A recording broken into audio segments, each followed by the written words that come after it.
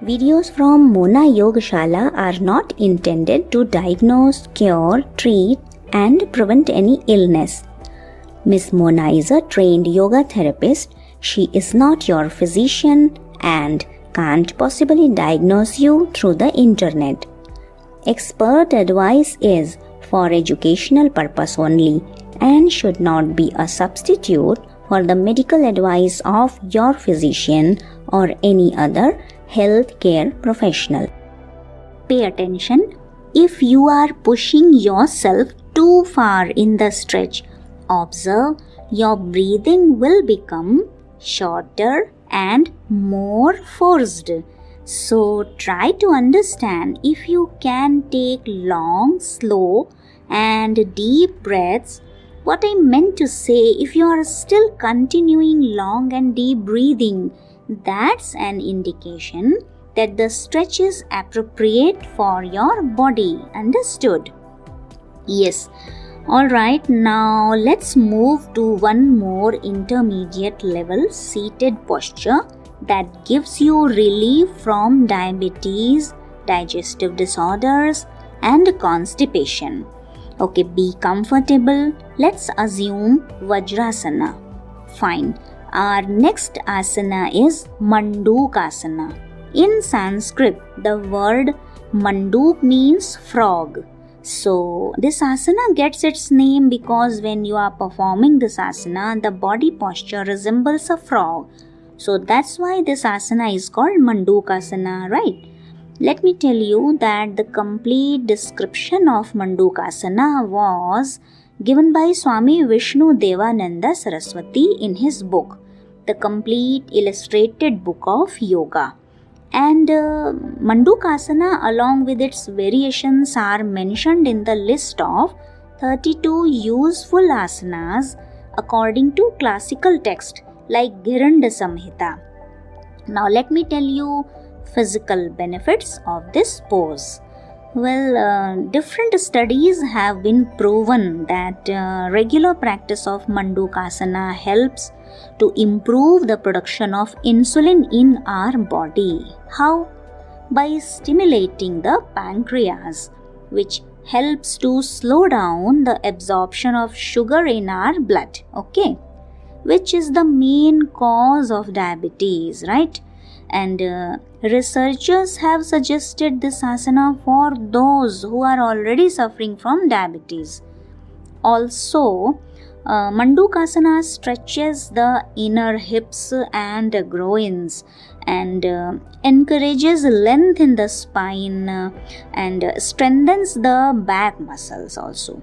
Now, before we go to do this asana, we should know for whom this Mandukasana is not recommended. Any idea?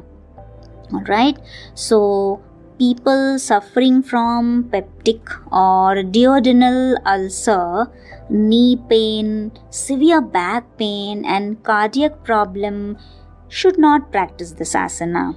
And patients who have undergone abdominal surgery and pregnant women should avoid this pose. Also, avoid if you are suffering with ankle injuries, high blood pressure, insomnia and a migraine. Always consult with your physician first, right? Alright, now let's see the technique of the asana. As always, I used to say before getting into the actual pose, let's prepare the neck, shoulder and our back. Okay, so let's start with your neck first. Lift and drop your chin couple of times. Let's do it together. Inhale, exhale, inhale, exhale. Relax your neck. Concentrate on your breathing. Inhale, exhale. Inhale, exhale. Now move your shoulders up and down. Let's do it. Inhale, exhale. Inhale, exhale. Stretch your arms both sides. Inhale, exhale. Other side, inhale, exhale. Let's repeat. Inhale, exhale, inhale, exhale. Alright, now let's observe how to perform the actual asana. Alright, okay, come into the position on your mat. This is Vajrasana. Keep your neck, shoulders, arms and back straight and relaxed. Beginners usually find it difficult to sit in Vajrasana for longer time. In that case, what you can do?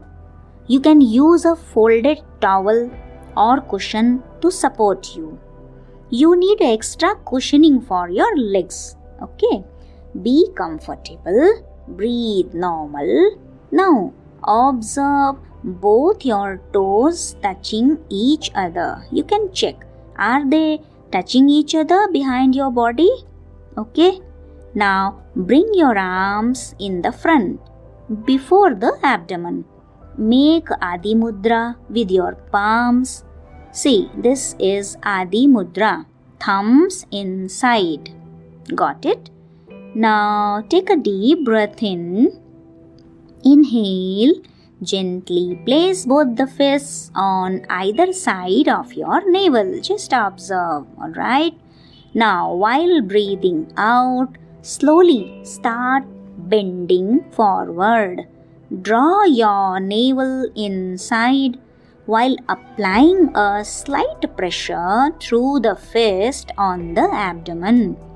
While bending, gaze to the forward, to the front, or towards the ceiling if possible. This will keep your back in a straight line. Observe. So, this is the final position of Mandukasana. If possible, hold the pose here. Since we are bending while breathing out, so retain your breath out and hold as long as possible. Do it for 15 to 30 seconds. But don't overstrain. You should not be in a hurry. Beginners should not hold the breath. For few months, practice this pose with normal breathing, right? Now observe. To release Mandukasana, first you release the pressure you were applying on the abdomen and slowly straighten your torso while inhaling. Inhale, gently come up, relax your arms by the sides and sit relaxed again in Vajrasana. Alright. Rest for couple of more breaths. Okay. Be comfortable. Let your neck, shoulders and back relax for a while. Just relax. So, as you keep on practicing regularly, you will notice the change in your body's flexibility. If you are a regular practitioner, right? You will improve day by day. So, overall, it is important to start slowly and increase the intensity as you build your fitness level up day by day, right? Never ever set a tough target in the beginning, understood? Lastly, an important tip for everyone. Even though a daily amount of physical activity is needed for good health, allowing your body to rest is equally important too. It is very important. Rest is crucial to recover, get stronger, and maintain your health.